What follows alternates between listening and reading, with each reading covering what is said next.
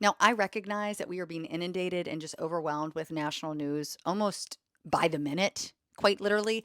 However, things are still happening in the Virginia General Assembly, and I'm going to talk about a bill that was just introduced to a subcommittee for public safety, and I want you to hear what the bill is for. Before you is HB 2520, which seeks to establish the Sexual Offense Prevention and Response Program within the Department of Military Affairs.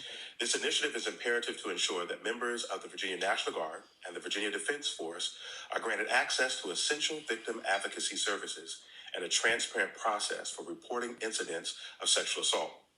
House Bill 2520 assigns a sexual offense prevention and response officer to assist victims in the submission of restricted or unrestricted reports of sexual offenses, thereby providing them with the necessary support and resources.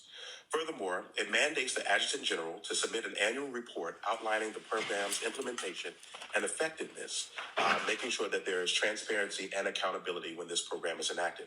I believe it's incumbent upon us, Mr. Chair, to pass this legislation as a safeguard for the well-being of our service members because it's not merely an option, it is an obligation for us. Sexual violence poses a grave concern within military environments, and without a structured, victim-centered response program, survivors may encounter feelings of silence, lack of support, and absence of recourse. By instituting this program, the Commonwealth of Virginia will enhance the dignity of our military personnel, promote a culture of prevention, and ensure justice for those affected. And I'm excited to have people here today to testify in support. Thank you, Mr. Chair. And then he had people to testify in support, and then they voted. And Delegate Wilt and Delegate Batten said no to preventing sexual offenses in our military at the state level. Make it make sense. Make it make sense. Because the last week, I have watched my opponent and delegate vote against childcare subsidies, making it more easily accessible for individuals that have work hours outside of normal 9 to 5ers get subsidies for their childcare, EMS, firefighters, doctors, nurses, small business owners.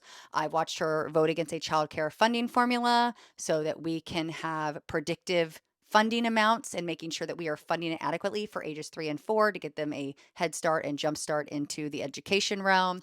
I have watched her vote against free breakfast in our schools. I have watched her vote against allowing students to use AP African American history or African American studies as a credit that will get you a graduation in high school. There have just been a plethora of bad votes. And ironically, she took one good vote, which I'm grateful for. However, it is because it has no fiscal impact. And it is because she met in person with individuals associated with that bill. And despite the fact that she was literally a catalyst in killing the exact same bill in 2022 as a subcommittee member. So the question is this really about a change of heart or that it's an election year? Know how your representatives are representing you. That's all I'm going to say. Know how your representatives are representing you.